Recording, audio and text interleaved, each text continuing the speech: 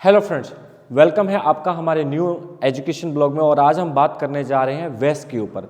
अगर आप भी वेस अप्लाई कर रहे हैं और उसमें बहुत सारे क्वेश्चन रहते हैं, इफ़ एंड बट रहते हैं कि नेम को लेके, एकेडमिक रिक्वेस्ट फॉर्म को लेके, तो हम स्टेप बाय स्टेप आज सारे क्वेश्चन लेने वाले हैं और उसका स्टेप बाय स्टेप आपको आंसर देने वाले हैं। तो चलिए स्टार्ट करते हैं। और सबसे पहले देखिए, जो आपको ये सारे क्वेश्चन दिख रहे हैं, हम सारे के सारे आपको आंसर देने वाले हैं। आप पॉज करके भी ये सारे क्वेश्चन पढ़ सकते हैं। चलिए स्टेप बाय स्टेप देखते हैं और स्टार्ट करते हैं। हमारा फर्स्ट क्वेश्चन है, my name is different in academic request certificates, जो भी आपके एजुकेशन सर्टिफिकेट्स हैं, एंड पासपोर्ट। देखिए, अगर आपका नेम जैसे कि मैंने बताया, अकेडमिक रिक्वेस्ट जो आपके एजुकेशन जो भी आपने की हुई है उसमें डिफरेंट है और आपके पासपोर्ट में डिफरेंट है, तो आपको कौन सा नेम डालना है। ठीक है, तो सबसे पहले मैं आपको क्लैरिटी कर देना चाहता हूं, जब हम वेस का अकाउंट बनाते हैं तो सबसे पहले, या IQS का बनाते हैं, किसी का बनाते हैं, तो ये डेडिकेटेड वेस के लिए।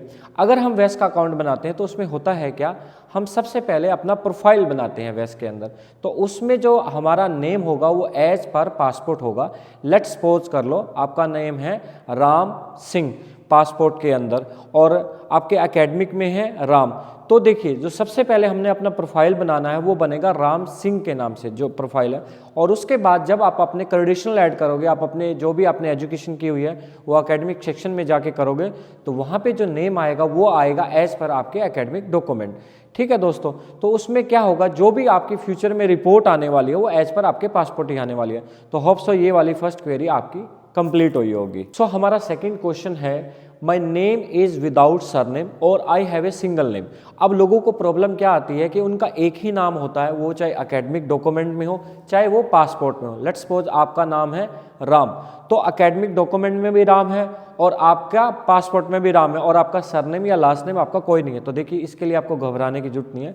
अगर वेस का अकाउंट आप क्रिएट करते हैं तो जब आप अपना प्रोफाइल क्रिएट करोगे तो वहाँ पे लास्ट की जगह डॉट लगा सकते हैं, और जो भी एकेडमिक में आप अपने क्रेडेंशियल ऐड कर रहे होगे वहाँ पे भी आप अपना डॉट लगा के सरनेम में या लास्ट नेम में आप अपना वैसे ही फिल उसको कर सकते। हमारा थर्ड क्वेश्चन है, which document need to upload in वेस और which document we have to send to वेस। इस पे मैं आपको बता देना चाहता हूँ, जब आप अपना अकाउंट बना लेंगे तो उस अकाउंट में वेस के दो तरह की कैटेगरी होती है। एक होता है ट्रांसक्रिप्ट, जिसको स्टेटमेंट ऑफ मार्क्स भी बोलता है वेस की फॉर्म में, और एक होता है डिग्री अपलोड।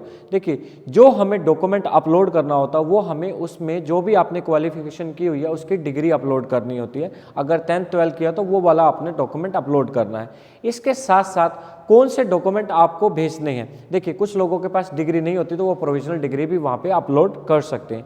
और आपको अगर कौन से document, which document need to be send to वेस्ट, तो उसकी अगर मैं बात बताऊं तो उसमें आपको आपकी जो ट्रांसक्रिप्ट है, जो यूनिवर्सिटी से जो भी आपने क्वालिफिकेशन की हुई है वहाँ से वो आप ट्रांसक्रिप्ट अप्लाई करोगे और वो यूनिवर्सिटी आपकी ट्रांसक्रिप्ट को वेस्ट को भेजेगी। इसमें ऑनलाइन और offline different university depending on the which university you are applying. हमारा फोर्थ क्वेश्चन है, इज वेस्ट academic request form is compulsory. तो देखिए, जो आप ये वेस का एकेडमिक रिक्वेस्ट फॉर्म देख रहे हैं ये कंपलसरी है।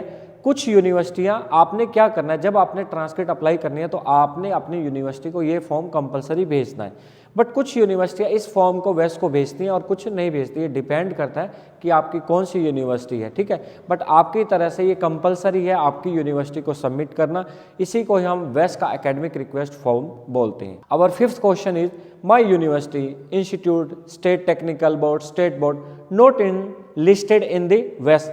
देखिए, जब आप अपना अकाउंट क्रिएट कर रहे होते हैं, समटाइम्स ये होता है कि आपकी यूनिवर्सिटी, स्टेट्स बोर्ड या टेक्निकल बोर्ड उस वेस के अकाउंट में नहीं शो हो रहा था, तो आपको घबराने की कोई बात नहीं है। देखिए, अगर आपका इंस्टीट्यूट्स है या आपकी यूनिवर्सिटी है तो वो जो भी उनकी रेगुलेटरी बॉडी है उससे एफिलिएशन होनी चाहिए। जैसे आपकी कोई भी यूनिवर्सिटी XYZ, तो उसको आपने चेक करना है क्या वेस से ये रिकोगनाइज्ड है। अगर रिकोगनाइज्ड है तो आप अपनी ट्रांसक्रिप्ट को अप्लाई कर सकते हैं और वेस के अंदर आप उसका नेम डाल सकते हैं। तो आपको घबराने की कोई ज़रूरत नहीं है कि उस स्क्रॉल में आ रही है या नहीं आ रही है।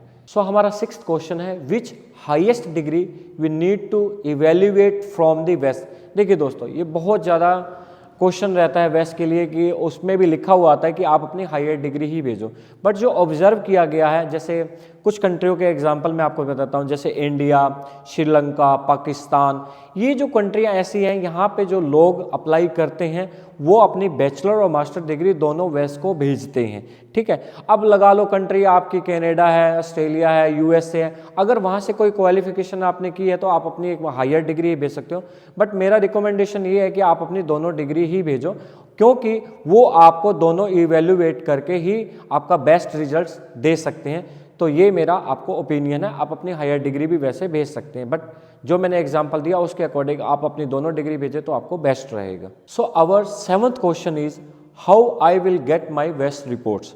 देखिए दोस्तों, अब लोगों को ये लगता है कि वेस्ट की रिपोर्ट कैसे मिलेगी। यहाँ पे 2 पैरामीटर हैं। देखिए, आप वेस्ट किस बेस पे अप्लाई कर रहे हो, स्टडी वीज़ा के लिए कर रहे हो, पीआर के लिए कर रहे हो, एग्री फूड पायलट के लिए कर रहे हैं अप्लाई, तो उसमें क्या रहता है कि देखिए जो रिपोर्ट्स आती है वो आपके एक हार्ड कॉपी है जो आपके होम एड्रेस पे आती है, एक सॉफ्ट कॉपी की जब आपकी वेस्ट डन हो जाती है तो आप अपने वेस्ट में लॉगिन करके वहाँ से अपनी रिपोर्ट को डाउनलोड भी कर सकते हैं।